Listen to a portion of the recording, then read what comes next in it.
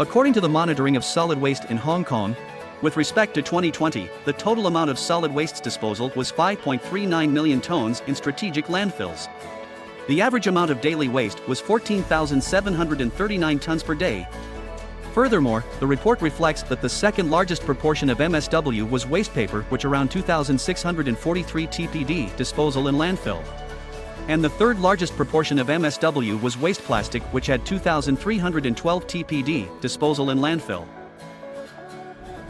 Food container waste in Hong Kong is serious, and the treatment cost should be discussed to find ways to reduce the cost. Do you know what our food container make in their treatment process? Here are some general treatment for some of the typical food containers.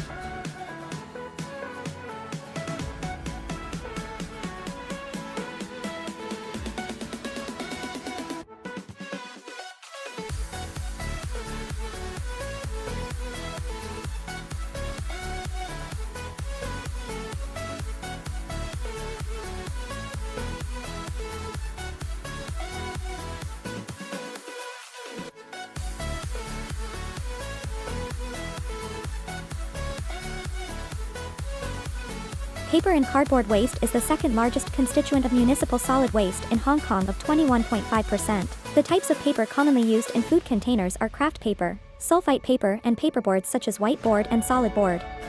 Some of them are laminated with other materials like polyethylene for beverage carton. We can reduce these wastes by recycling. They will undergo pulping, screening, and dewatering to produce recycled pulp that turns into recycled cat litter and even tissue paper. For the plastic food container, it needs to take at least hundreds of years or more for natural decomposition. Therefore, it may continuously accumulate and create a great burden on the city's landfills.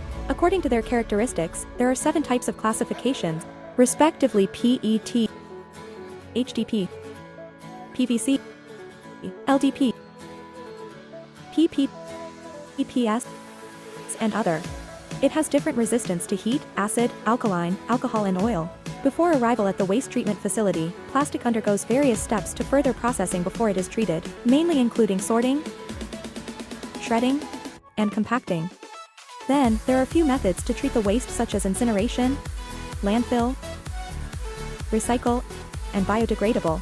Glass food containers allow heat and shock resistance, while transparency and low chemical reactivity increase customers' confidence in the standard of food quality.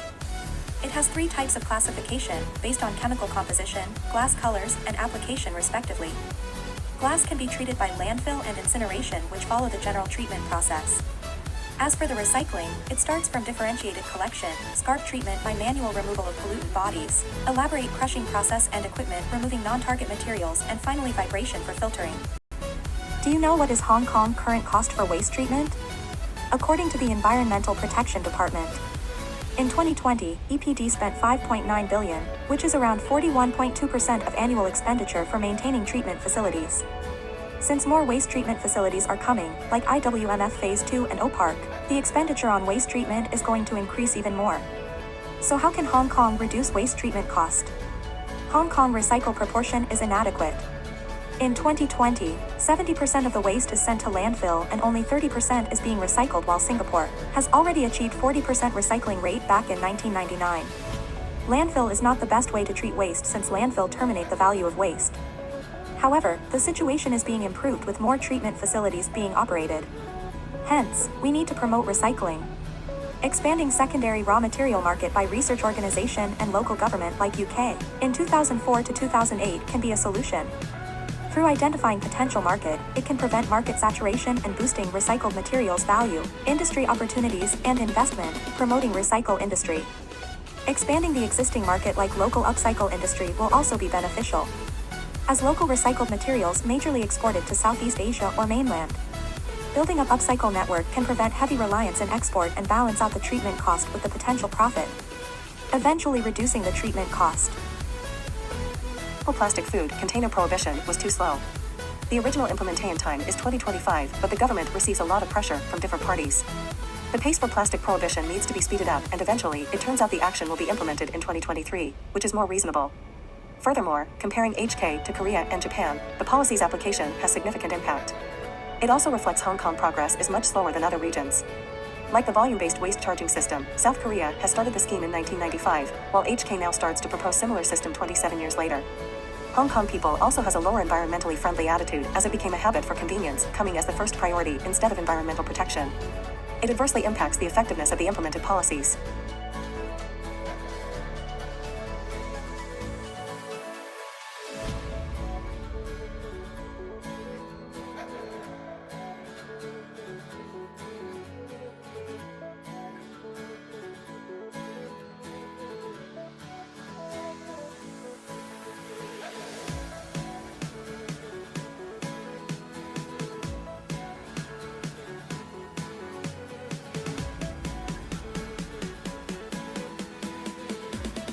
So who pays for waste treatment costs in Hong Kong now?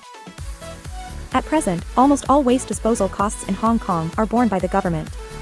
Bias burden of waste treatment costs causing Hong Kong to have high waste treatment costs. For the purpose of recycling work in the community, the Green Common project has been proposed with an estimated amount of 400 million. Until 2019, about 190 million has been spent on operating activities.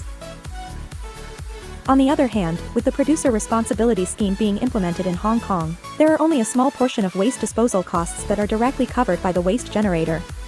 For example, the plastic beverage containers recycling under scheme, the public can get a rebate when recycling plastic beverage containers and no charge will be levied on them.